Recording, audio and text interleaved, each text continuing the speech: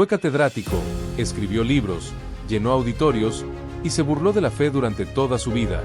Pero una noche, frente a la cama de su hijo al borde de la muerte, algo cambió para siempre. No tenía oraciones, no creía en milagros, y sin embargo, pidió uno. Lo que ocurrió después no solo transformó su corazón, sino que lo llevó a tomar una decisión que nadie, ni él mismo, imaginaba. Esta es una historia de fe, basada en hechos reales de la vida de Alberto Martínez, el hombre que pasó de negar a Dios a vestirse con sus colores. Quédate hasta el final, porque lo que descubrirás puede cambiar la forma en que ves tu propia vida. No tenía arrugas en el rostro, pero ya le pesaban los ojos. Alberto Martínez, de 42 años, era catedrático en una de las universidades más prestigiosas de la Ciudad de México. Siempre impecable, con su saco gris y una taza de café negro en la mano derecha, caminaba por los pasillos como si supiera todas las respuestas del mundo. Y tal vez, académicamente, las sabía. Pero lo que nadie notaba es que ese hombre, tan respetado por sus alumnos y temido por sus colegas, caminaba con un silencio por dentro. Un silencio espeso, frío, que lo acompañaba incluso en los aplausos de auditorios repletos. En su oficina, adornada con diplomas, libros de filosofía y reconocimientos internacionales, había una pequeña repisa vacía. ¿Por qué no pone algo aquí? Una planta, una foto, algo más personal, le sugirió una alumna alguna vez. Alberto fingió una sonrisa, pero lo que quería responder era, «¿Porque no tengo a quien poner ahí?» Desde joven, se había dedicado a demoler cualquier argumento que incluyera a Dios, la fe o lo inexplicable. En sus clases de epistemología decía con sarcasmo, «Las religiones son cuentos infantiles para adultos asustados». Algunos reían, otros bajaban la mirada, incómodos, pero nadie se atrevía a contradecirlo. Lo que los estudiantes ignoraban, y que Alberto jamás permitiría que supieran, era que su aversión a la fe no venía de un análisis filosófico profundo, ni de lecturas iluminadoras. Venía de una infancia marcada por el miedo, la humillación y un tipo de oscuridad que no se apaga al encender una lámpara. Su padre, militar retirado, era un hombre de voz gruesa y manos pesadas. En casa, la palabra Dios era casi una maldición. «Aquí no se reza, se obedece», gritaba cuando veía a su esposa con un rosario en las manos. A Alberto le dolía ver a su madre esconder su fe como si fuera un delito. Recordaba perfectamente aquella vez, con apenas 8 años, en la que la encontró arrodillada frente a una imagen de San Judas Tadeo, con los ojos cerrados y lágrimas en las mejillas. El padre la descubrió, le arrancó la imagen de las manos y la rompió en el suelo. «Basta de supersticiones estúpidas», rugió. La mujer no dijo nada. Solo recogió los pedazos y los guardó en una cajita de madera. Alberto observó en silencio, con el corazón latiéndole en la garganta. Aquel día algo se quebró, y no fue solo la imagen. Con los años, esa herida se transformó en desprecio. Y el desprecio, en arrogancia intelectual. Alberto se convirtió en el orador estrella de congresos ateos, el autor de artículos demoledores sobre la inutilidad de la religión en el siglo XXI, el invitado favorito de programas de debate donde siempre ganaba, no porque tuviera más razón, sino porque su tono era implacable. Pero nadie sabía lo que ocurría cuando se cerraba la puerta de su casa. Una casa grande, moderna, silenciosa, demasiado silenciosa. Divorciado desde hacía 3 años, con 2 hijos que apenas veía y una lista de contactos que no pasaban de relaciones profesionales, Alberto vivía con el eco de sus propias palabras. A veces, en la madrugada, se sentaba en el borde de la cama, con el celular apagado en la mano y la mirada perdida. Se preguntaba, sin querer admitirlo, ¿y si estoy equivocado? ¿Y si ese vacío que siento no se llena con más libros ni más reconocimientos? Pero al amanecer, se vestía, se peinaba, se perfumaba, y volvía a su personaje, el profesor brillante, el pensador implacable, el hombre que no necesitaba a Dios porque tenía argumentos. Una tarde, mientras impartía una clase sobre el existencialismo de Sartre, un alumno levantó la mano. «Profesor, ¿usted cree en algo más allá de la razón?» Alberto lo miró por encima de sus lentes, con una mezcla de burla y condescendencia. ¿Más allá de la razón? ¿Solo la imaginación, o el miedo? La clase estalló en risas.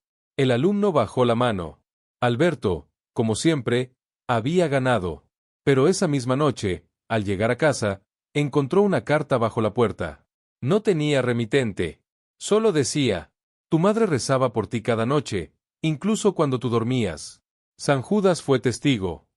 El corazón se le detuvo por un segundo. Miró alrededor, salió a la calle, buscó a alguien. Nada. Nadie. ¿Quién sabía eso? ¿Cómo podían saberlo? La carta no tenía huellas. Era una hoja blanca doblada en 4. No era la primera vez que alguien dejaba algo misterioso en su buzón. De vez en cuando, recibía invitaciones religiosas o mensajes anónimos, pero esa vez fue distinto. Porque esa frase exacta, él la había escuchado antes. A los 10 años, en medio de una fiebre alta, su madre le había susurrado: San Juditas está contigo, aunque tú no lo sepas. En ese momento, la fiebre lo tenía tan fuera de sí que creyó haberlo soñado. Pero ahora, 32 años después, alguien repetía la misma frase. Pasó la noche entera sin dormir. No por miedo, sino por algo más inquietante, la duda. Y fue ahí, en ese cruce entre la soberbia y el temblor, donde empezó esta historia. Una historia que ni el más cínico de sus colegas podría explicar con lógica. Porque, a veces, la fe no llega como una revelación divina, ni como un milagro estruendoso. A veces, la fe entra por la grieta más pequeña, por esa que uno ha intentado sellar durante años, y que, sin avisar, se abre con una sola frase escrita en una hoja blanca. Pero Alberto aún no lo sabía. Aún faltaban muchas noches, muchas lágrimas, muchas pérdidas, y una visita al hospital que cambiaría su vida para siempre. ¿Has sentido alguna vez que algo, o alguien, te observa desde lo invisible, esperando el momento justo para tocar tu alma? Entonces, no te vayas, porque lo que estás a punto de escuchar puede ser justo lo que llevas años esperando. Durante los días siguientes, Alberto intentó olvidarse de la carta. La guardó en un cajón, debajo de varios documentos que no pensaba revisar pronto. Pero aunque sus manos la ocultaban, su mente no. Esa frase le martillaba la cabeza como un eco que se negaba a apagarse. Tu madre rezaba por ti cada noche. Volvió a sus rutinas: despertarse temprano, revisar correos, leer los últimos artículos académicos sobre filosofía del lenguaje, preparar sus clases. Pero ya no era lo mismo. Sentía una especie de sombra detrás de cada argumento, como si algo se burlara de sus certezas. Una noche, mientras revisaba trabajos finales en su estudio, se levantó de pronto, abrió el cajón y sacó la carta. La leyó de nuevo. Luego abrió la vieja caja de madera donde guardaba objetos personales desde la universidad. Ahí estaba, una pequeña medalla oxidada de San Judas Tadeo, que su madre le había regalado cuando era niño. Él la había guardado solo para que ella no se sintiera mal. Nunca la usó, pero no la tiró. ¿Por qué? Se la quedó viendo por minutos, en silencio. Esa noche no corrigió más trabajos. Se sirvió un trago doble de whisky, se sentó en la sala a oscuras, y con la medalla entre los dedos, se atrevió a recordar cosas que no quería recordar. La memoria lo llevó a su infancia. A los domingos con olor a pan dulce y café, cuando su madre lo vestía con esmero para llevarlo a misa a escondidas del padre. Caminaban hasta una iglesia vieja a 6 cuadras de casa. Ella decía que San Judita siempre escucha a los niños. Él no entendía, pero se aferraba a su mano y le gustaba verla sonreír. Una tarde, después de misa, mientras comían tamales sentados en la banqueta, su madre le dijo con voz suave: un día, hijo, cuando tu corazón esté listo, vas a encontrarlo. Y él también te va a encontrar a ti. Alberto no respondió. Tenía apenas 7 años. Pero aquella frase, simple como era, se le quedó grabada en la piel. El recuerdo se rompió abruptamente con un sonido familiar, la notificación de un mensaje en su celular. Era su hermana menor, Mariana. No hablaban hacía meses. El mensaje decía: Alberto, es Daniel, está en el hospital. Fue un accidente. Su mundo se detuvo. Daniel, su hijo menor, el más rebelde, el que lo desafiaba con preguntas incómodas, el que solía decirle: tú hablas mucho, papá, pero no dices nada del alma. Ese mismo. Había tenido un accidente en motocicleta. Iba con un amigo. El impacto fue brutal. Alberto salió corriendo. No recordaba haber cerrado la puerta de su casa, ni haber tomado las llaves del coche. Solo sabía que tenía que llegar. En el hospital, el tiempo se volvió viscoso. Las paredes blancas, el olor a alcohol, los pasos de enfermeras apresuradas. Todo parecía una película sin sonido. Mariana lloraba en una esquina. El médico salió finalmente, con expresión grave. Tu hijo está vivo, pero en coma. El impacto fue muy fuerte. No sabemos si volverá a despertar.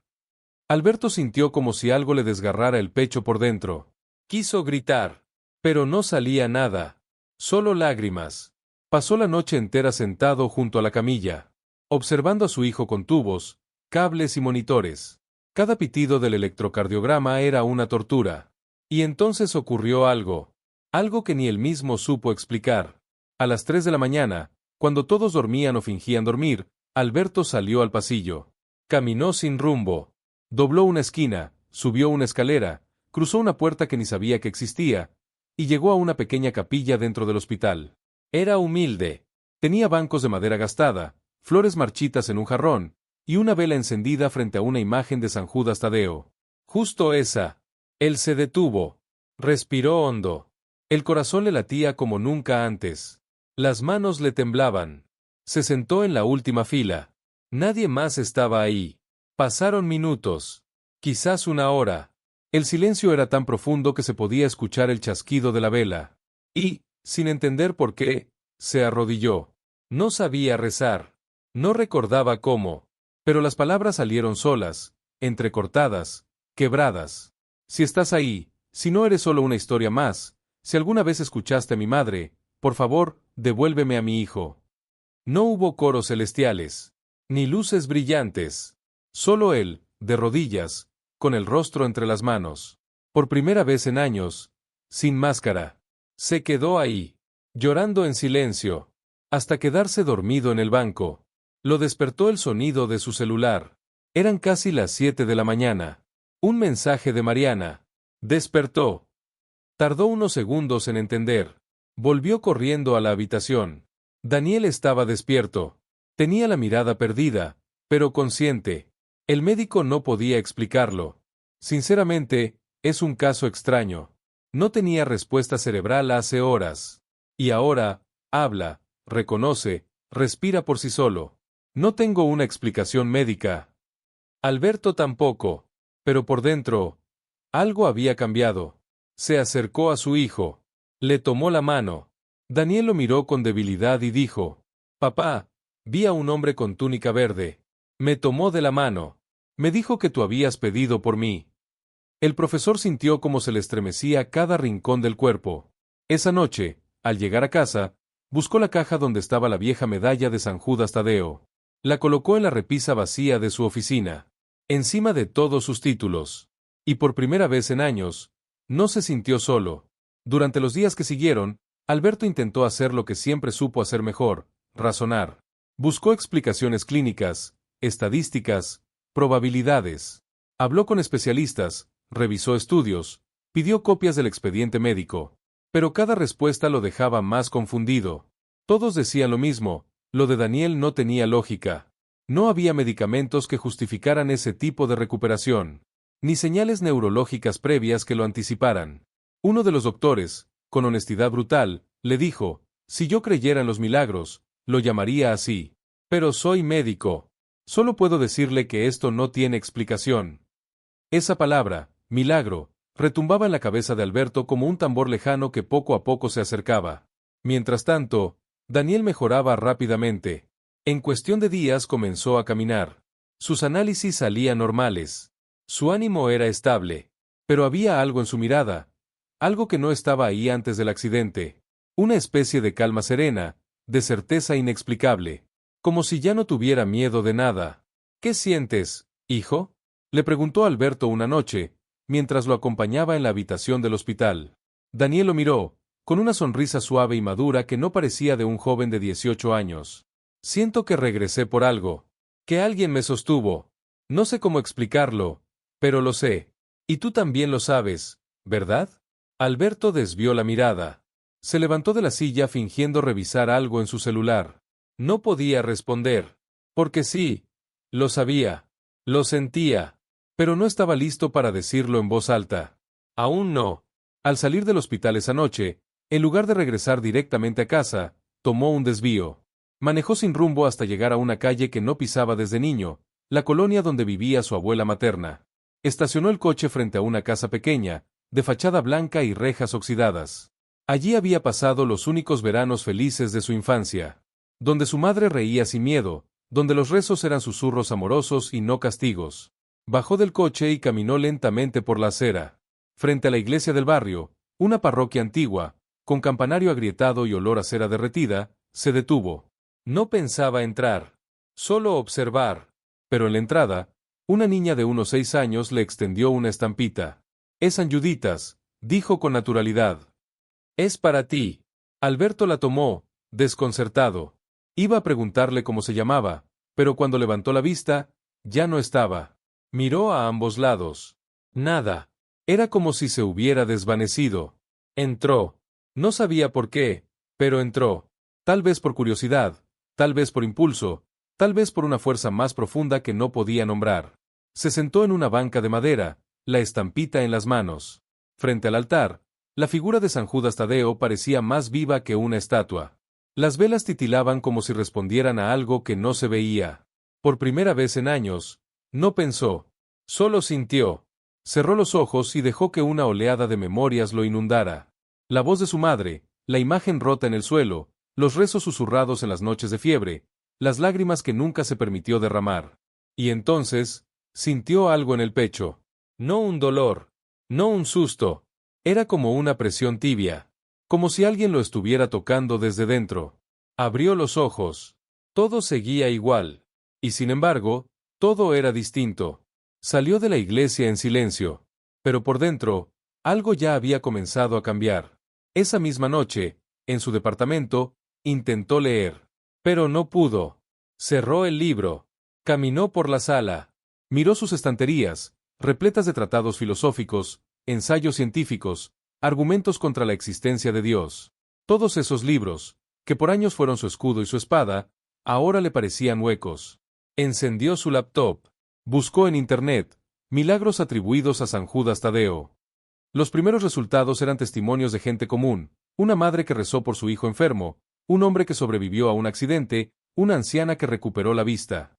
Historias que antes habría descartado como ilusiones de mentes vulnerables, pero que ahora le hablaban al corazón. Pasó horas leyendo. No podía detenerse. Cuanto más leía, más reconocía algo en común entre todas esas personas: la rendición. No como derrota, sino como entrega. Como si al soltar el control, algo más pudiera hacerse presente. Apagó la computadora. Se sentó en el suelo, con la espalda contra la pared. Y ahí, en medio del silencio, pronunció una frase que nunca creyó decir en toda su vida adulta. No sé si estoy hablando solo, pero si estás ahí, enséñame qué hacer. La noche transcurrió sin respuesta aparente, pero a la mañana siguiente, al despertar, encontró un mensaje en su celular. Era de un número desconocido. Solo decía: «No preguntes tanto. Camina». Alberto se quedó helado. No tenía idea de quién lo había enviado. Buscó el número en Internet. No estaba registrado. Pensó en una broma. Pero la frase le caló profundo. Y así comenzó una rutina extraña. Cada día, después de visitar a Daniel, pasaba por una iglesia distinta. No entraba siempre. A veces solo se quedaba afuera, observando. Otras veces entraba, se sentaba en silencio, sin rezar, sin pedir. Solo, escuchando. Una tarde, al salir de una parroquia en el centro, una mujer mayor se le acercó. Llevaba un rebozo azul y una mirada serena. Le dijo sin titubear: «Cuando se rompe el orgullo, se abre el alma. No le tengas miedo». Alberto iba a preguntar si lo conocía, pero ella ya se había ido. Esa noche, tuvo un sueño. Estaba en un desierto. El sol era rojo, el cielo anaranjado. Caminaba sin rumbo, descalzo. De pronto, una figura apareció a lo lejos. Llevaba una túnica verde. En la mano, un bastón dorado. No tenía rostro definido, pero de él emanaba paz. Se acercó y le dijo, sin mover los labios: «No llegaste tarde. Te estábamos esperando». Alberto despertó empapado en sudor. Y por primera vez, no tuvo miedo. Se levantó. Abrió el armario. Sacó una caja de papeles antiguos. Entre ellos, la última carta de su madre, escrita semanas antes de morir. La había leído 1000 veces.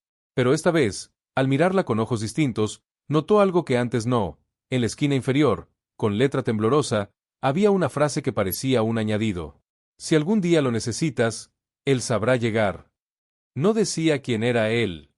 Pero en el fondo de su alma, ya lo sabía. Después de aquella madrugada, Alberto no volvió a ser el mismo. No es que de pronto se volviera creyente ni que comenzara a hablar de Dios con entusiasmo, no.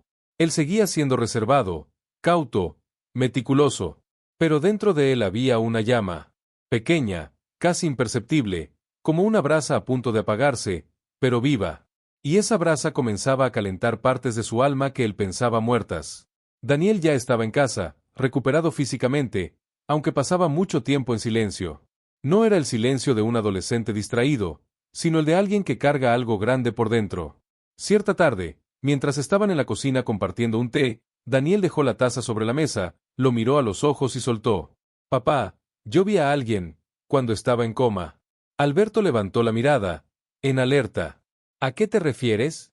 Daniel vaciló un segundo, pero luego habló con firmeza. Era un hombre vestido con una túnica verde. Tenía un bastón. Su rostro brillaba, pero no me daba miedo. Me tomó la mano, y me dijo que tú habías pedido por mí, que eso había hecho la diferencia. Alberto se quedó helado. La piel se le erizó.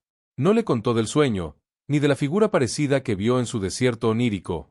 Solo asintió en silencio, como si cada palabra de su hijo confirmara lo que su alma ya sabía, pero que su mente aún luchaba por comprender. Ese día, Alberto hizo algo que nunca imaginó: volvió al hospital, no como profesor, ni como padre, sino como un hombre que buscaba respuestas. Fue directo a la pequeña capilla donde había hecho su plegaria. Entró, se sentó en la última banca y cerró los ojos. Esta vez no habló. Solo respiró hondo y dejó que el silencio hiciera lo suyo. Después de un rato, un joven entró. Llevaba uniforme de enfermero. Se sentó 2 bancas adelante. Parecía nervioso. Sacó del bolsillo una pequeña figura de yeso rota, la miró con tristeza y murmuró: «No sé si aún me escuchas, pero esta semana he sentido que me estoy desmoronando». Alberto se sorprendió. No era común escuchar a alguien hablar así, y menos en voz alta. El joven ni siquiera notó su presencia. «Todo está mal», continuó el muchacho. «Mi mamá está enferma, mi pareja me dejó, y yo ya no sé ni para qué me levanto. Pero si tú me estás oyendo, mándame una señal, algo, porque si no, no sé si voy a aguantar». La voz del joven se quebró. Alberto, sin pensarlo, se levantó y se sentó a su lado. El enfermero lo miró, sorprendido, con los ojos húmedos. «No sé por qué», dijo Alberto con suavidad, «pero creo que ya la estás recibiendo». El joven lo observó en silencio. Sonrió con incredulidad, asintió lentamente y abrazó la pequeña figura rota. No cruzaron más palabras, pero ambos sabían que algo había pasado. Esa noche, al llegar a casa, Alberto sintió algo que hacía décadas no sentía: paz. Pasaron los días, pero una idea comenzó a colarse en su mente como un susurro insistente: tenía que volver a San Hipólito. Desde joven, había escuchado hablar del templo de San Judas Tadeo, en el corazón de la Ciudad de México, donde miles de personas peregrinaban cada 28 de mes para agradecer, pedir, llorar, cantar. Siempre pensó que ese lugar era un ejemplo de fanatismo, una feria de emociones primitivas. Lo llamó una vez en una entrevista. Pero ahora, no pensaba igual. Así que eligió un 28. Se levantó temprano, se puso una camisa sencilla, unos jeans y tenis cómodos. Nada de sacos, ni relojes elegantes. Quería pasar desapercibido. Cuando llegó a la estación del Metro Hidalgo, ya había una multitud. Gente de todas las edades, colores, condiciones. Madres con hijos pequeños, ancianos con bastones, jóvenes tatuados cargando estatuas de yeso, mujeres con veladoras y fotografías enmarcadas. Nadie se empujaba. Todos caminaban con paciencia, con fe. Alberto sintió un nudo en la garganta. Nunca había estado rodeado de tanta devoción. Se sintió un impostor, un forastero, pero al mismo tiempo, había algo dentro de él que se acoplaba a ese lugar. Como si, por fin, hubiera encontrado el idioma de su alma. En la entrada del templo, una anciana de cabello blanco y ojos tiernos lo tomó del brazo. No le preguntó su nombre ni qué hacía ahí. Solo le ofreció una vela encendida. «Pídele desde tu dolor. San Juditas escucha a los que ya no saben cómo pedir». Él la tomó, tembloroso. Caminó hasta el altar. Allí, la imagen del santo estaba rodeada de flores, cartas, muletas, retratos. Las paredes estaban llenas de placas que decían: «Gracias por el milagro». Se arrodilló. Encendió la vela. Cerró los ojos. No habló. No pidió. Solo lloró. Lloró por su madre, por los años perdidos, por la arrogancia, por el silencio, por las veces que humilló a los que sí creían. Lloró por él. Y entonces, dentro de su mente, escuchó una voz. No era como en los sueños. Era más bien una certeza, una claridad súbita. Tú no llegaste aquí solo. Te fuimos trayendo, poco a poco, porque aún tienes algo que decir. Pero ahora, desde el corazón. Abrió los ojos. Se quedó de rodillas, sin moverse. Las velas parpadeaban. La imagen de San Judas parecía más viva que nunca. Al salir del templo, caminó sin rumbo. Respiraba diferente. Sentía el cuerpo más liviano. Y mientras bajaba por una calle secundaria, vio un cartel en una pared que le heló la sangre. Era una foto antigua, en blanco y negro. La imagen mostraba a un grupo de niños en una iglesia. En el centro, una mujer con velo. Su madre. Debajo, una leyenda en letras descoloridas. San Judas siempre regresa por los que fueron alejados. Se quedó ahí, parado, leyendo esa frase una y otra vez. Algo dentro de él se rompió, para siempre. Después de aquel cartel con la imagen de su madre, algo dentro de Alberto se alineó con una fuerza que no supo nombrar, pero que tampoco intentó resistir. Volvió a casa esa noche con las manos vacías, pero el corazón repleto. Por primera vez en años, no sintió la necesidad de buscar lógica en todo. No quiso entenderlo. Solo quiso vivirlo. Sin embargo, al día siguiente, cuando despertó, la costumbre, esa vieja costumbre del intelecto, lo empujó a intentar racionalizar de nuevo. Se obligó a sentarse frente a la computadora, abrió un archivo titulado Notas para un ensayo sobre la religión como fenómeno psicológico colectivo, y empezó a leer lo que él mismo había escrito meses atrás. Palabras frías, frases contundentes, burlas disfrazadas de análisis. Lo leyó durante 5 minutos, y luego cerró el archivo sin guardarlo. Sintió vergüenza. Vergüenza de haber usado su inteligencia para desacreditar aquello que no comprendía. Vergüenza de haberse burlado de personas que solo querían consuelo. Vergüenza de haberse sentido superior por tantos años. Se levantó, caminó hacia su biblioteca, y comenzó a retirar libros. No con rabia, con respeto, como quien agradece, pero reconoce que ya no pertenece ahí. Llenó 3 cajas con títulos que antes consideraba esenciales. Las llevó al pasillo del edificio con un letrero que decía, llévese los que necesite. Son suyos. Después, volvió al departamento, se preparó un café sencillo, sin leche de almendras, sin azúcar importada, sin rituales innecesarios, y se sentó a observar por la ventana. Frente a él, un árbol viejo se mecían con el viento. Las hojas secas caían sin resistencia. Alberto pensó, así quiero caer yo, sin resistirme más. Pasaron los días. Comenzó a visitar iglesias con más frecuencia, pero sin agenda. A veces se sentaba en la última banca. A veces encendía una vela. Otras simplemente observaba a los demás. Era un ejercicio de humildad, de silencio, de presencia. Un martes por la tarde, entró a una pequeña capilla en la colonia Roma. Se sentó junto a un hombre de aspecto sencillo, con la piel curtida por el sol y una mirada llena de historias. El hombre rezaba en voz baja. Alberto no quería interrumpir, pero algo en su rostro le resultaba familiar. Cuando terminó su oración, el hombre notó la mirada de Alberto y sonrió. ¿Lo conozco?, preguntó Alberto, algo desconcertado. Tal vez de otro tiempo, respondió el hombre, sin prisa. Pero todos nos conocemos cuando el corazón se rompe igual. La respuesta lo desarmó. Mi hijo estuvo entre la vida y la muerte, confesó Alberto. Desde entonces, todo cambió. El hombre asintió. El dolor nos abre. Pero hay que tener el valor de no cerrarse otra vez. Intercambiaron unas palabras más. Nada trascendental. Pero al despedirse, el hombre le dijo, no te niegues a lo que te está buscando. Tú sabes lo que es. Alberto no respondió. Solo lo vio alejarse, sintiendo que esas palabras habían sido más verdaderas que cualquier discurso que él hubiese dado en su vida entera. Aquella noche, mientras acomodaba sus cosas, encontró algo que había olvidado, una carta sin abrir, escrita por su madre semanas antes de morir. Ya la había leído en otra ocasión, pero esta vez notó algo diferente. En una esquina, casi imperceptible, había una pequeña cruz dibujada a mano, junto a una frase en tinta desgastada. Si alguna vez el mundo te parece vacío, recuerda que nunca estuviste solo. Esa frase detonó una memoria que lo hizo temblar. Era un recuerdo sepultado, de cuando tenía 6 años. Su madre lo llevaba en brazos, enfermo, con fiebre alta.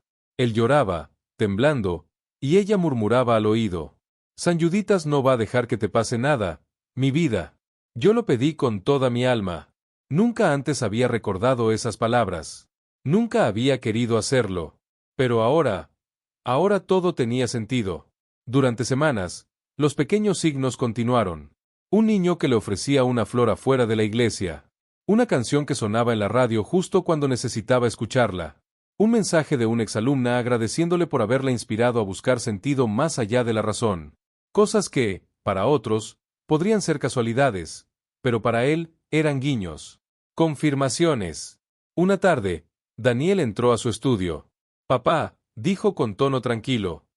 ¿Estás bien? No lo sé, respondió Alberto con honestidad. Creo que estoy aprendiendo a estarlo. ¿Puedo preguntarte algo? Claro. ¿Crees que lo que pasó conmigo fue un milagro? Alberto lo miró con los ojos húmedos. No tengo otra forma de explicarlo, hijo. Daniel sonrió. Yo tampoco. Pero me alegra saber que tú también lo sientes. Se abrazaron. Largo, sin palabras. Era el primer abrazo sincero que se daban en años. Y en ese gesto, más que en 1000 sermones, se confirmó lo esencial: algo dentro de ellos se había sanado. Al día siguiente, Alberto fue al despacho del rector de la universidad. Pidió una cita formal. Nadie sabía qué iba a decir. Algunos pensaron que propondría un nuevo programa de maestría. Otros, que se postularía para un cargo académico superior. Pero lo que dijo dejó a todos en silencio. Quiero presentar mi renuncia definitiva. No por otra oferta laboral, ni por desacuerdos. Solo, porque necesito hacer silencio. Y escuchar lo que no he querido escuchar por muchos años. El rector, un hombre brillante pero incrédulo, lo miró perplejo. ¿Te vas, sin más? Me voy con más de lo que llegué. Y no quiero seguir hablando de lo que ya no creo. Salió de la universidad con una mochila ligera y una sonrisa que hacía tiempo no mostraba. Esa noche, en su casa, colocó una sola cosa en la repisa vacía que durante años permaneció intacta: una imagen pequeña de San Judas Tadeo. No era nueva. Era la misma que su madre había rescatado rota del suelo aquel día en que su padre la había destruido. La había guardado, pegado con cinta, y puesto en su diario de juventud. Ahora, Alberto la sacó, y la colocó ahí, frente a él, con respeto, con gratitud, y, sobre todo, con amor. El día después de su renuncia no amaneció diferente para el mundo, pero para Alberto, sí. Se levantó sin alarma, sin planes, sin compromisos. Caminó por su casa como si la habitara por primera vez, reconociendo los objetos, los muebles, los cuadros, como si fueran piezas de una vida que ya no le pertenecía del todo. Había un silencio distinto. No era el silencio del vacío, sino el de una pausa sagrada. Como si Dios mismo hubiera bajado el volumen del mundo para que él pudiera escucharse por dentro. Ese día no abrió libros, no revisó correos, no pensó en el pasado ni en lo que haría con su futuro. Solo caminó.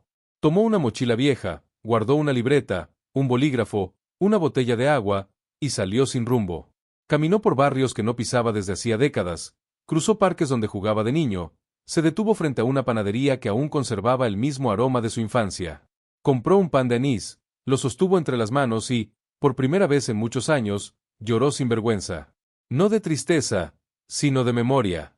Mientras caminaba, pasó frente a una parroquia modesta, con las puertas abiertas. No había nadie dentro. Entró. Se sentó en la tercera banca, dejó la mochila a un lado, y sacó la libreta. Escribió una sola frase. Ya no quiero hablar desde el orgullo. Quiero vivir desde la verdad. La tinta se corrió un poco con las lágrimas, pero no le importó. Cerró la libreta y volvió a observar el altar. La imagen de San Judas Tadeo, serena, con el bastón en la mano y esa mirada compasiva, parecía observarlo como un viejo amigo que ya sabía todo lo que había vivido, y que aún así lo recibía. Esa noche, al llegar a casa, encontró un sobre bajo la puerta. No tenía remitente. Dentro había una hoja doblada en 4, con una invitación escrita a mano. Grupo de discernimiento vocacional para adultos. Parroquia de San Miguel. Miércoles, 19 horas. Alberto se quedó inmóvil, con el papel en las manos. No entendía cómo había llegado eso a su puerta. No conocía a nadie que supiera lo que estaba sintiendo. ¿Quién lo había enviado? ¿Por qué ahora? Podía ignorarlo. guardar la hoja en un cajón y continuar con su búsqueda interior a su manera. Pero algo más fuerte que él lo empujaba a ir. El miércoles llegó. A las 18:45 estaba parado frente a la parroquia de San Miguel, con la misma mochila y el corazón latiendo como si tuviera 15 años. Entró con paso inseguro. Lo recibió una mujer de unos 60 años, de rostro amable y voz firme. «Bienvenido. ¿Primera vez?» Alberto asintió con una pequeña sonrisa. «Sí. No sé muy bien qué hago aquí». La mujer rió suavemente. «Nadie lo sabe al principio. Pero si viniste, es por algo». El grupo era pequeño, unas 12 personas. Todos adultos. Algunos jubilados, otros divorciados, otros con rostros marcados por una vida dura. Cada uno tenía una historia. Pero ninguno preguntó la de Alberto. Lo aceptaron como uno más. Sin cuestionamientos. Sin etiquetas. El sacerdote que dirigía el grupo no era el típico cura con tono solemne. Se llamaba Padre Esteban, tendría poco más de 50 años, y hablaba con una mezcla de profundidad y sencillez que desarmaba a cualquiera. Dios no llama a los perfectos, dijo esa noche. Llama a los disponibles. A los que tienen el corazón herido pero abierto. A los que, aún dudando, se atreven a dar un paso más. Alberto sintió que esas palabras iban directo a él. No tomó la palabra esa vez. Solo escuchó. Absorbió. Entró. Durante los siguientes meses, asistió a cada encuentro. Al principio solo escuchaba, luego empezó a compartir. Contó su historia poco a poco, no con orgullo, sino con humildad. Habló de su rechazo a la fe, de la enfermedad de su hijo, del sueño, de la transformación silenciosa que lo llevó a donde estaba ahora. Nadie lo juzgó. Al contrario, muchos lloraron con él. Otros le agradecieron por poner en palabras lo que ellos nunca se atrevieron a decir. Un día, al final de una sesión, el padre Esteban se acercó. Alberto, dijo con calma, ¿te has planteado alguna vez que esto no es solo un despertar personal? ¿Qué quieres decir? Tal vez este camino no es solo para que sanes tú, sino para que acompañes a otros. Alberto se quedó en silencio. Aquella idea le parecía desproporcionada. Él, sacerdote. Él, que había negado a Dios durante toda su vida adulta. Él, que se burlaba de quienes rezaban. Pero al mismo tiempo, algo dentro de él no se resistía. No se reía. No negaba. Esa noche, de vuelta en casa, abrió de nuevo su libreta. Escribió: «Si tú me quieres para eso, muéstramelo con claridad. Estoy dispuesto». A la mañana siguiente, recibió una llamada inesperada. Era el padre Esteban. «Me acaban de llamar de la diócesis. Hay un retiro de discernimiento para vocaciones tardías el próximo mes. Me preguntaron si conocía a alguien. Pensé en ti. ¿Te interesa?» No lo dudó. «Sí, me interesa». Y así comenzó un nuevo capítulo. Un camino aún más profundo, más exigente, más transformador. Alberto ingresó al retiro con el corazón abierto. Fueron semanas intensas, llenas de preguntas, silencio, oración, encuentros con otros hombres que también habían llegado ahí después de vidas marcadas por el dolor, la soberbia, la pérdida. No todos decidieron seguir. Algunos regresaron a sus vidas con paz, sabiendo que su camino era otro. Pero Alberto no pudo regresar. Había encontrado algo que no sabía que buscaba, una vocación.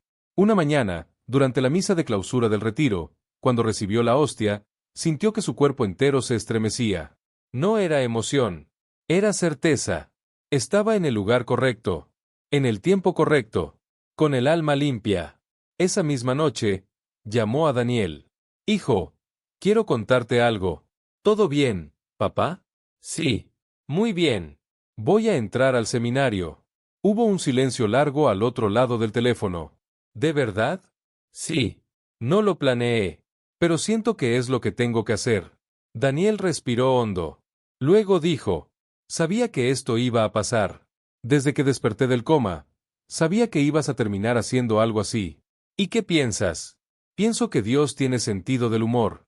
Los dos rieron. Fue una risa sincera, de complicidad, de fe. Esa noche, Alberto durmió profundamente, como no lo hacía desde que era niño. En paz, sin miedo, sin máscaras. El día en que Alberto empacó sus cosas para mudarse al seminario fue extraño. No por tristeza, ni por duda, sino por el silencio con que lo hizo. Cada camisa que doblaba, cada libro que dejaba atrás, cada par de zapatos que no necesitaría, era como cerrar una puerta interior. Había vivido décadas acumulando cosas, y ahora, por primera vez, sentía que todo lo que necesitaba cabía en una pequeña maleta y en un corazón dispuesto. No hubo despedidas públicas. No publicó nada en redes. No escribió cartas de explicación. Simplemente se fue, como si nunca hubiera estado ahí. Solo le dejó un mensaje de voz a su hermana Mariana. No te asustes. Estoy bien. Solo, voy a empezar algo nuevo. No es una locura, ni una huida. Es un regreso. Un regreso a algo que no sabía que me esperaba. Te quiero. Ella respondió con un mensaje corto y contundente. Siempre lo supe, Alberto. Mamá estaría feliz. Reza por mí. El seminario lo recibió con una mezcla de sorpresa y expectativa. No era común que alguien como él, es profesor universitario, con pasado escéptico y mirada aguda, decidiera dejarlo todo a los 43 años para seguir un llamado espiritual. Algunos seminaristas más jóvenes lo miraban con respeto, otros con reserva. Pero Alberto no buscaba agradar. No necesitaba convencer a nadie. Había llegado con la única certeza que importa en esos caminos, la de saberse llamado, aunque no completamente digno. Los primeros días fueron duros. Adaptarse al ritmo, al silencio, a la vida comunitaria. Aprender a obedecer sin cuestionar cada orden. Cambiar el yo pienso por el yo escucho. Pero también hubo paz. Una paz nueva, sin adornos. Dormía mejor. Comía con gusto. Sonreía más. Descubría pequeños milagros en gestos que antes habría ignorado, la forma en que un anciano acomodaba las flores del altar, el canto débil pero sincero de un seminarista tímido, el sonido de las hojas cuando rezaban el rosario al aire libre. Una tarde, mientras ayudaba a barrer el patio, un joven de Oaxaca llamado Efraín se le acercó. «Oye, ¿es verdad que tú eras profesor?», preguntó sin rodeos. «Sí, lo fui muchos años», respondió Alberto mientras continuaba barriendo. «¿Y por qué te viniste para acá? ¿Te pasó algo?». Alberto se detuvo. Apoyó la escoba contra la pared y lo miró de frente. «Me pasó todo, Efraín. Todo lo que uno necesita para darse cuenta de que vivía con la mitad del alma dormida». El joven lo observó en silencio. Luego asintió y siguió barriendo. No necesitaba más explicación. Durante los meses siguientes, Alberto se convirtió en un referente para los demás. No porque predicara más fuerte, ni porque citara a teólogos con precisión, sino por su forma de escuchar, por su serenidad, por la honestidad con la que hablaba de sus heridas. A veces, cuando alguien dudaba de su vocación, lo buscaban. Y él nunca daba respuestas definitivas, solo compartía lo que había vivido. Una noche, uno de los seminaristas más jóvenes, Luis, de apenas 21 años, lo encontró en la capilla. «No sé si aguanto», le dijo, con voz entrecortada. «Siento que no soy suficiente, que Dios se equivocó al llamarme». Alberto lo miró con ternura. Caminó hasta él, puso una mano en su hombro y respondió con suavidad. «Dios nunca se equivoca, Luis. Lo que pasa es que a veces llama con voz tan baja, que uno cree que se lo imaginó. Pero si tú estás aquí, si tú lo estás sintiendo, aunque sea un poco, es porque ya te está hablando. Y te va a esperar. Lo importante no es no caer, es decidir seguir aunque uno tropiece». Luis asintió. Se quedaron en silencio, sentados uno al lado del otro, sin decir nada más. A veces, las palabras sobran cuando el alma ya entendió. Un fin de semana, el seminario organizó una jornada misionera. Les asignaron visitar comunidades alejadas para llevar palabras de consuelo, ayudar en tareas simples, rezar con los que lo necesitaran. A Alberto le tocó una ranchería en las montañas de Puebla, donde nunca había estado. El viaje fue largo. Las carreteras eran estrechas, y la señal de celular se perdía por tramos enteros. Pero al llegar, lo recibió una escena que lo marcó. Un grupo de mujeres ancianas, con trenzas largas y vestidos bordados a mano, cantaban rezos frente a una cruz de madera levantada en medio del campo. No había sacerdote. No había altar. No había luces ni micrófonos. Solo fe. Fe desnuda. Fe sencilla. Fe viva. Esa noche, una de ellas, la más mayor, llamada Doña Tomasa, se acercó mientras él preparaba su saco para dormir. «¿Tú eres sacerdote, hijo?». «Todavía no, señora. Estoy en formación». «Pues habla como uno. Pero no como los que vienen a dar misa. Tú hablas como alguien que ha llorado». Alberto la miró sorprendido. «¿Y eso se nota?». «Claro que sí», respondió la mujer con una sonrisa. Solo quien ha llorado puede hablarle al corazón de los demás. Esa frase quedó grabada en él. Cuando volvió al seminario, algo había cambiado. Ya no tenía miedo de su pasado. Ya no se avergonzaba de sus dudas. Comprendía que todo lo vivido no era un obstáculo, sino el camino mismo. Cada humillación, cada burla, cada negación, lo había preparado para entender, para acompañar, para consolar. Poco a poco, comenzó a recibir invitaciones a dar charlas en comunidades, en grupos de oración, incluso en universidades. Algunos lo reconocían. Recordaban su antiguo papel como intelectual ateo. Al principio, lo miraban con escepticismo. Pero bastaban unos minutos de escuchar su testimonio para que el juicio diera paso a la admiración. Una tarde, fue invitado a dar una charla en una universidad donde había enseñado por años. El auditorio estaba lleno. Estudiantes, profesores, antiguos colegas. Algunos murmuraban, ¿ese es Alberto Martínez? El mismo que escribió contra la religión. Subió al estrado. No llevaba notas. Solo una cruz de madera colgada al cuello y una calma que desbordaba el recinto. No vengo a defender una idea, comenzó. Vengo a contarles una historia. La mía. La de un hombre que pensaba que lo sabía todo, hasta que lo perdió todo. Y ahí, en medio del dolor, se dio cuenta de que lo único que realmente importa, no se puede explicar, solo se puede vivir. El silencio fue absoluto. Al terminar, nadie aplaudió de inmediato. Todos estaban conmovidos. Algunos lloraban. Otros simplemente reflexionaban. Después de esa charla, un antiguo colega se le acercó. No sé si creo en todo eso que dices, pero me conmoviste. Y eso, viniendo de ti, me sacude. Alberto le estrechó la mano. Con eso basta. El resto vendrá a su tiempo. Esa noche, antes de dormir, escribió en su libreta. Ya no tengo miedo de decir que creo. Ya no escondo mis cicatrices. Son mi mapa. Son mi verdad. Pasaron 2 años desde que Alberto ingresó al seminario. 2 años que no fueron lineales ni perfectos. A veces la fe lo elevaba como si volara, y a veces lo arrastraba como si tuviera piedras atadas al alma. Hubo días de claridad, donde todo tenía sentido, y otros de dudas silenciosas, donde se preguntaba si ese llamado era real, o si era solo una manera elegante de huir de su antigua vida. Pero había algo distinto ahora. Ya no se escondía de esos cuestionamientos. Los miraba de frente. Los sentía. Y luego los dejaba pasar. Porque había aprendido que la fe no es la ausencia de preguntas, sino la decisión de caminar con ellas. Una noche, mientras oraba en soledad en la capilla del seminario, sintió una urgencia que no supo explicar. Se levantó, caminó hasta su habitación, abrió la maleta donde guardaba algunas pertenencias personales, y encontró una foto vieja. Era una imagen deslavada, en blanco y negro, que lo mostraba de niño abrazando a su madre en el patio de tierra de su antigua casa. En el fondo, colgado de un clavo torcido en la pared, estaba el rostro sereno de San Judas Tadeo. Se sentó con la foto entre las manos, acariciándola como si fuera un objeto sagrado. Recordó ese día.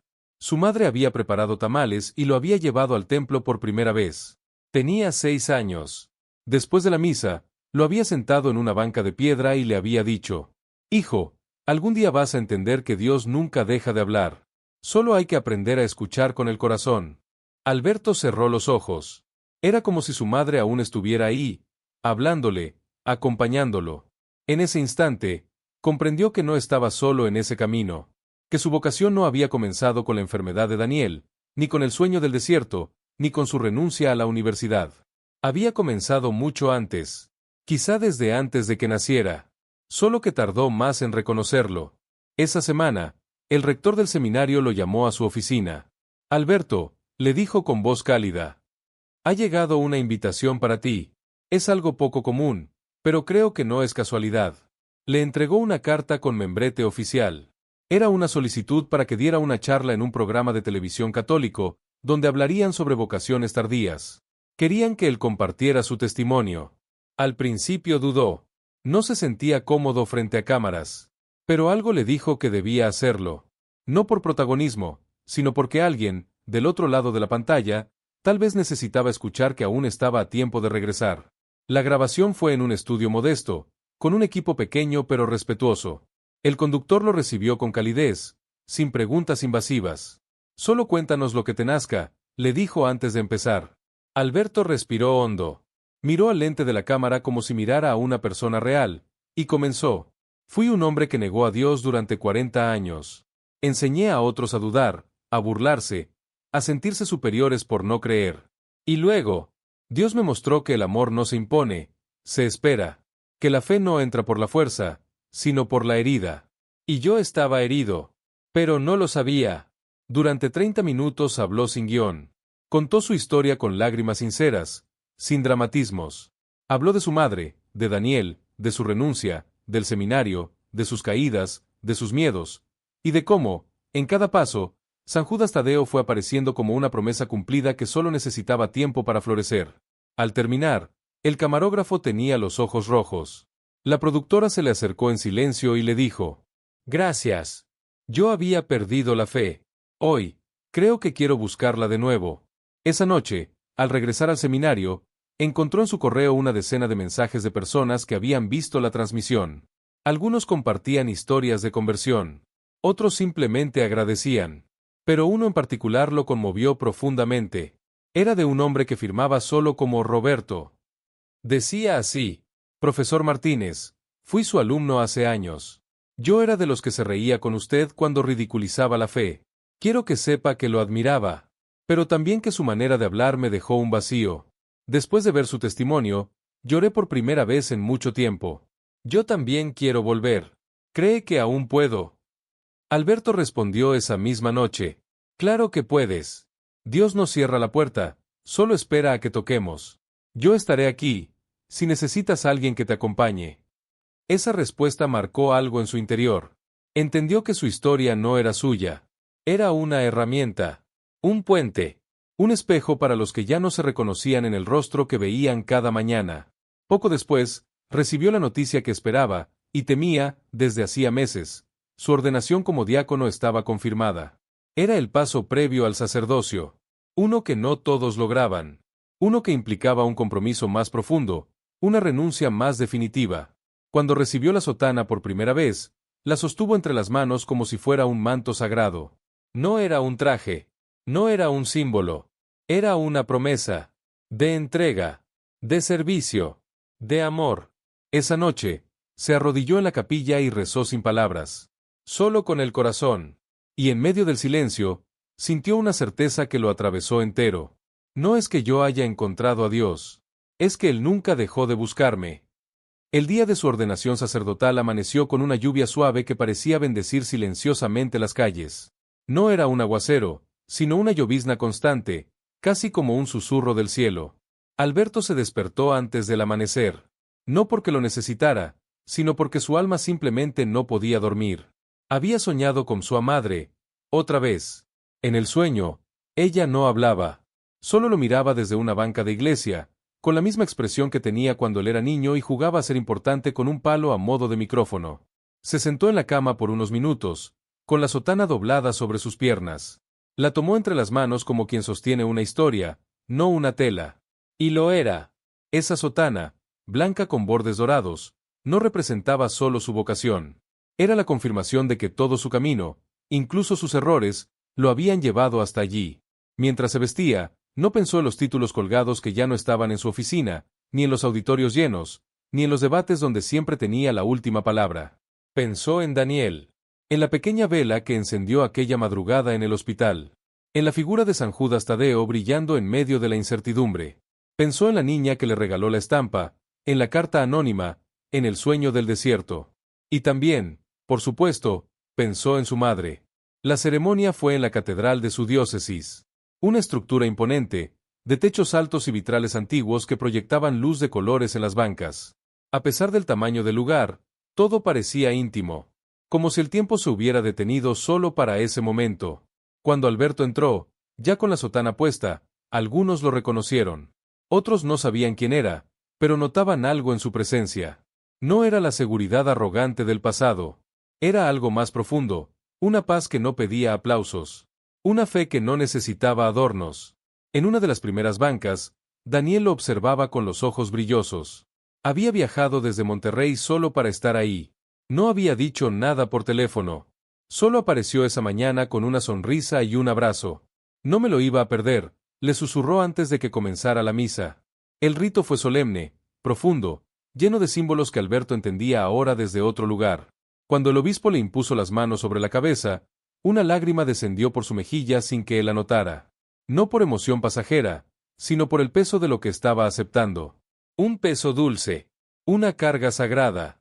¿Estás dispuesto a entregar tu vida a Dios y a su pueblo? Preguntó el obispo. Sí, estoy dispuesto, respondió, con voz firme. ¿Prometes obediencia y servicio? Lo prometo. Y al pronunciar esas palabras, Alberto no solo selló un compromiso, confirmó una entrega, una respuesta a un llamado que había tardado décadas en aceptar, pero que siempre estuvo presente. Al terminar la ceremonia, mientras saludaba a los asistentes, una mujer anciana se acercó. Llevaba un vestido modesto y un rebozo azul. Sus ojos, profundos y sabios, lo miraron con ternura.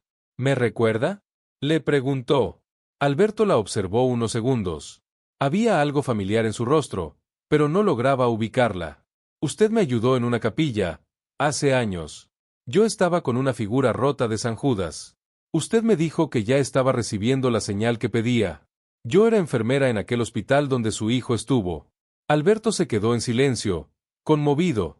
Recordaba vagamente aquella escena, pero ahora la veía con otra luz. Esa mujer, esa conversación breve, también formaba parte del camino. Gracias por volver, le dijo él. Nunca me fui, respondió ella. A veces Dios nos pone en el camino de otros, y luego nos hace testigos silenciosos. Esa frase lo acompañó el resto del día. Esa misma tarde, ya en su nuevo alojamiento, una pequeña parroquia a las afueras, se sentó frente a su escritorio y escribió una carta. No era para nadie en particular. O tal vez sí. Era una carta para todos aquellos que, como él, alguna vez se sintieron alejados, indignos, confundidos. Si estás leyendo esto y crees que ya es tarde, que ya no hay lugar para ti, que Dios se ha cansado de esperar, te equivocas. Él no mide el tiempo como nosotros. Él no mide méritos. Solo mira el corazón. Y si el tuyo se ha quebrado, si ya no sabes cómo volver, basta con que lo quieras. Porque Él no rechaza a los heridos. Nos llama por el nombre. Nos espera con ternura. Yo soy prueba de eso. Yo fui el que negó, el que se burló, el que huyó. Y aquí estoy. No por mérito, por misericordia. Guardó esa carta en su Biblia, entre las páginas del Evangelio de Lucas, justo donde está la parábola del hijo pródigo. Cerró el libro, se recostó unos minutos y dejó que el cansancio del día lo abrazara. Pero antes de cerrar los ojos, sintió una presencia sutil, invisible, pero inconfundible. No era visión. No era alucinación. Era una certeza serena, como una voz dentro del pecho que decía: ahora sí, bienvenido a casa. Los días en la parroquia transcurrían con una sencillez que Alberto jamás habría imaginado soportar años atrás. Lo que antes le parecía una vida monótona, ahora se había convertido en un refugio. Levantarse temprano, abrir la iglesia, preparar la misa, escuchar a los fieles, dar consuelo, visitar enfermos, bendecir casas, confesar silencios. Era una rutina que, lejos de agotarlo, lo alimentaba. Cada gesto, cada palabra, cada lágrima que recibía de los demás, era como si Dios mismo le hablara: mira, esto era lo que tenías que hacer desde siempre.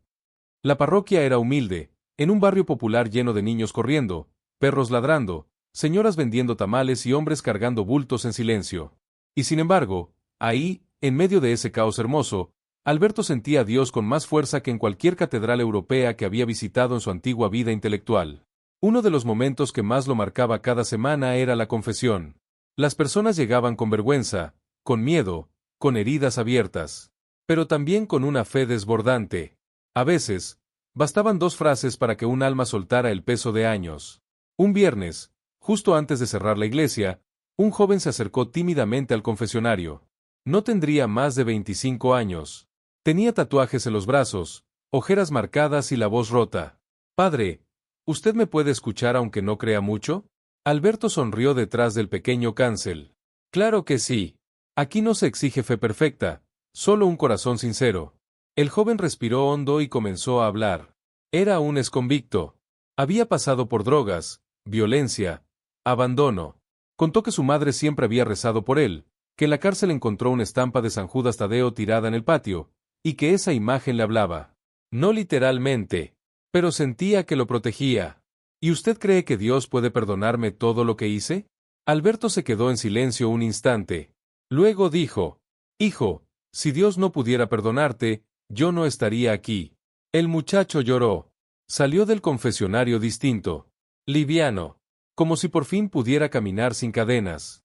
Esa noche, mientras Alberto cerraba la parroquia, una señora de cabello blanco, que siempre pasaba a rezar en silencio, se le acercó. Padre, usted sabe lo que está haciendo, ¿verdad? ¿A qué se refiere?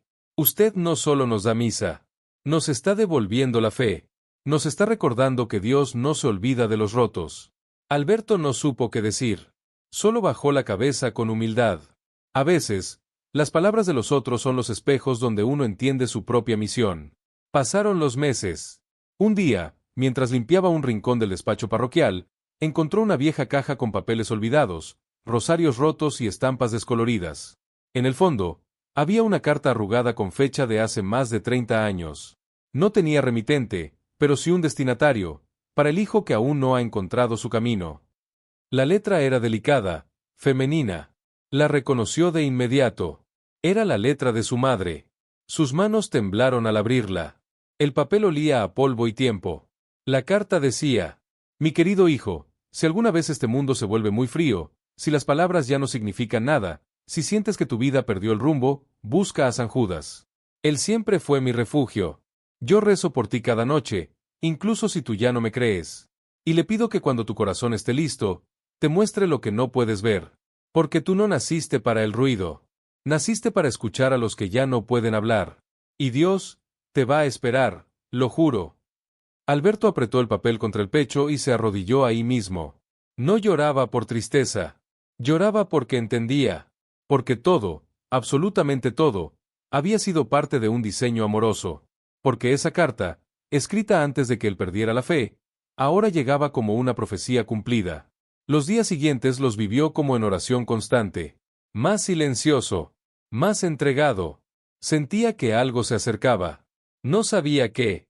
Y entonces, una mañana, después de la misa de 8, mientras desayunaba un pan con café en el patio de la parroquia, sintió una punzada en el pecho. No era fuerte, solo, distinta. Se levantó con calma.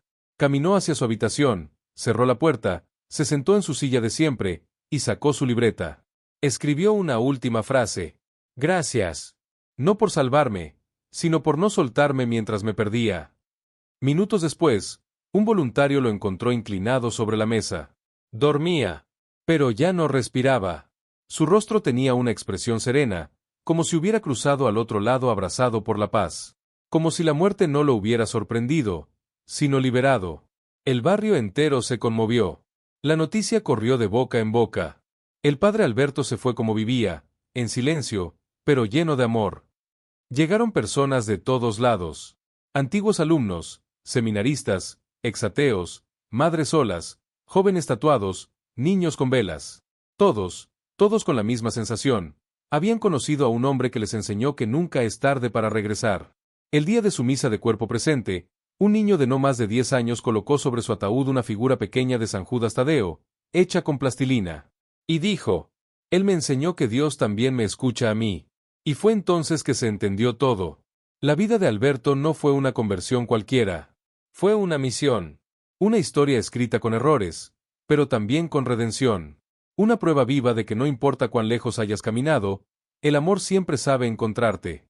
Porque el amor no se impone. Se espera. Se entrega. Se queda. Y ahora, su historia sigue viva, en cada alma que vuelva a creer después de oírla. Si esta historia tocó tu corazón, deja un comentario con la palabra volví aquí abajo. Y si conoces a alguien que se ha alejado de la fe, compártesela. Porque tal vez, como Alberto, solo esté esperando una señal para regresar a casa. Suscríbete al canal Senderos de Luz, activa la campanita y acompáñanos en más historias que transforman el alma. Nos vemos en el próximo camino.